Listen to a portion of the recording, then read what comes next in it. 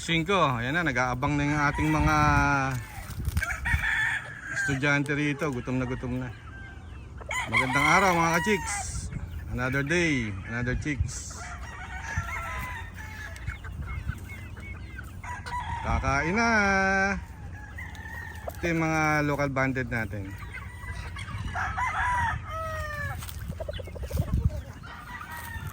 Magaspang na mga ka-chicks. Naghihintay sa kanilang tatay, Tongtong. Yan.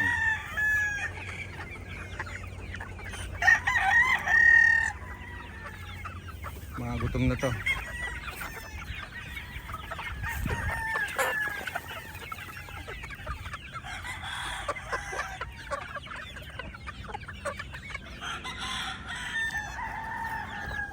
Sobra init ngayon mga ka-chicks, so ingatan natin yung mga alaga natin. Baka ma-dehydrate o kaya ma-heat stroke. Yan ang karaniwang nangyayari during summer, no? Papuntang summer season. Sayang, no? Pag malalaki na, even yung no, yung mga cocks, bullstag, yan, nadadali yan ng heat stroke. So ingatan natin sila. Lagi dapat may tubig at saka nakakasilong sila.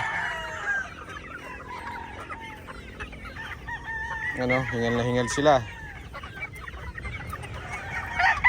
Ano ito, mga born December, January. So 3 months. Going 4 months. Yan, nalaki na eh.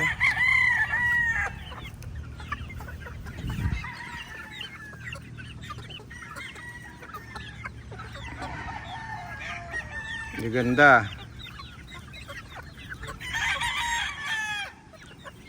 2 months stags na yan, mga yan. So ang bilis lang magpalit ng ng mga season ating mga estudyante. Mag-agree natin. Kita yung mga starting na namumula na yung kanilang mga mukha, Pag hindi namula, ibig sabihin may problema, Pag medyo namumutla, kailangan papula na yung kanilang mga mga mukha nila. Hanggang sa maging stag sila, hanggang sa maging kak, kailangan namumula yung mukha ng ating mga alaga. Sign na healthy. Ayun na, itong Tongtong, papakainin na. Kanina pa naghihintay itong ating mga, ayun na, susunod na sila. Yan ang magandang part ng ating pag-aalaga, Mas maganda, mas marami. Ito, kaayusan lang yung dami nito, pero okay na rin. Yun ang ating kaya na i-alagaan. So tingnan natin kung paano sila kumain sa hapon. Ang feeding, umaga, tanghali, hapon, pag mga ganitong age. Pag bata, kahit sa gabi, binibigyan pa namin yan. Pag mga sisiyo, para may natutuka sila,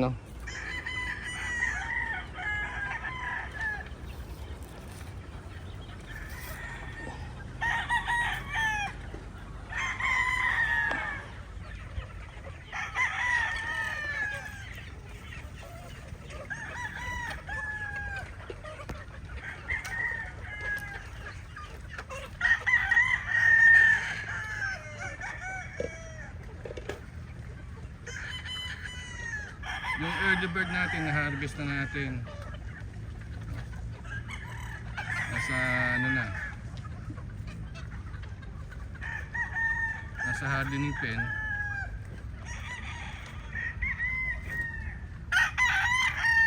Pasensya na, medyo malikot yung ating camera, mga ka-chicks.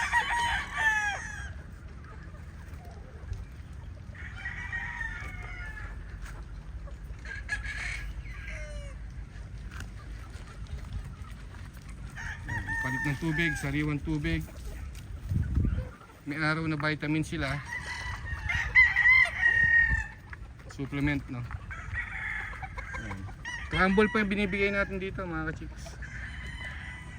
Crumble, ayan. Number 2.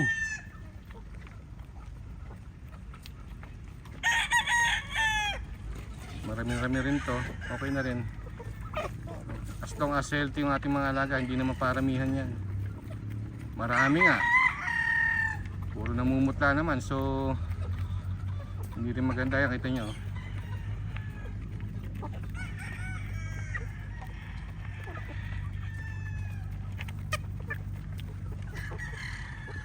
Yan sigurado pag nag-stag healthy, maganda mamalo, may tibay.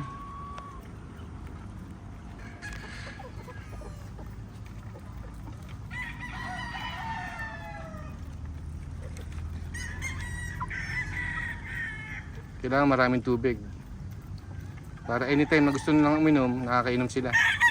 Lalo ngayon sobrang init.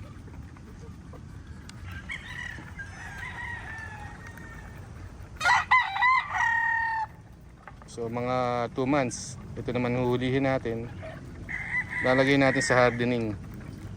So kailangan marami tayong hardening at talian. Hindi po pwede yung lumalaki na sila, nagiging stag na, nakakulong pa rin.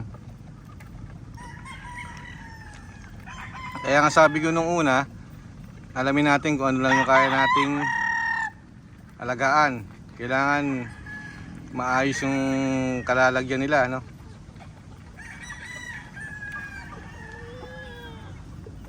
Mas maganda pagdating ng mga 5 months, kukulong natin sandali kahit sa 3x3.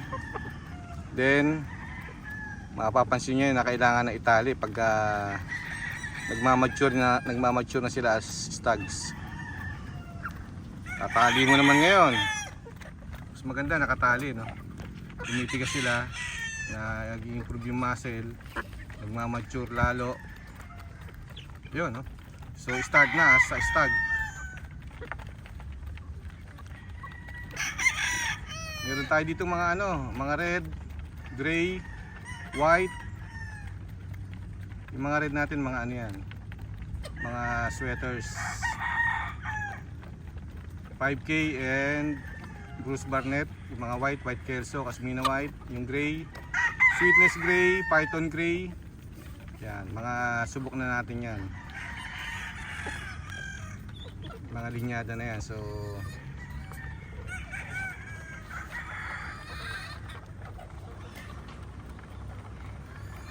kailangan malinis din yung kanilang lugar, no? From time to time, walisin natin yung mga dumi. Kasi yung mga dumi niya nag-accumulate, may ammonia, no? Yun ang hindi maganda sa ating mga alaga. Especially pag nakakulong, na medyo nalalanghap nila yung ammonia, lason yan, no? Mga ka-chicks.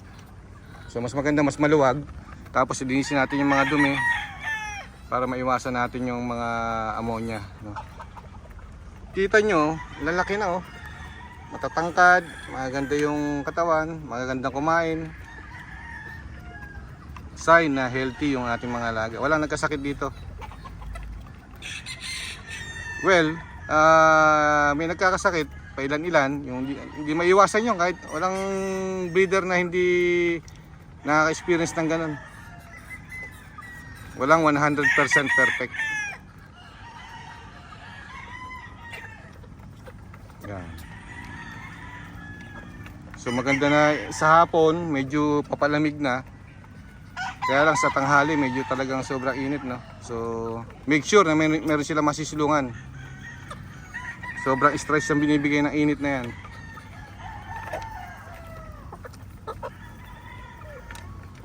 Yan. Nag-i-start nang lumago yung mga pulok nila. Okay, lawi, buntot. Itong batch na to dito, magaganda yung hindi nagkukuha yung mga buntot, hindi nasisira.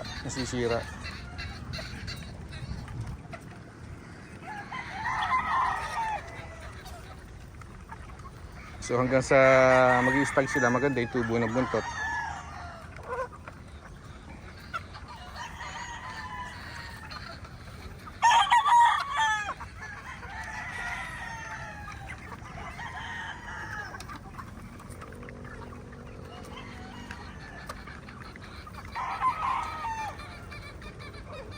Yan. Sa pagpapakain ng mga ng mga alaga natin, hindi paramihan ng pagkain. Opinion ko lang, dapat yung pagkain nauubos nila. Halimbawa, lalagyan natin ngayon, no. Wala dapat natitirang marami. Dapat nakukonsume nila lahat yung time na magpakain tayo. Halimbawa, nagdagay tayo ngayon, dapat makukonsume nila, mauubos nila yan. Siguro in 30 minutes, dapat maubos nila. May matitira lang konti, yung mga pulbos-pulbos, konting mga butil-butil. Pero wag tayo magtitira. Dapat yung bigay natin na takal, hindi magtitira ng marami. Kasi pag nagtira, mangyayari dyan, yung iba niya tatapon dito sa lupa.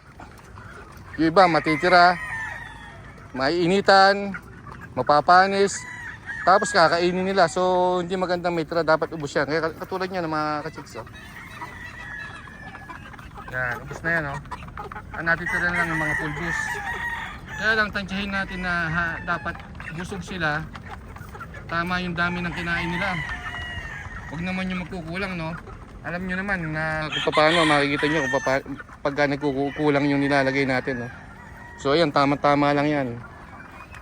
Tinesting namin yan kasi malalaman nyo na una, maglalagay kayo, sumusobra ng marami, so bawasan nyo sa susunod.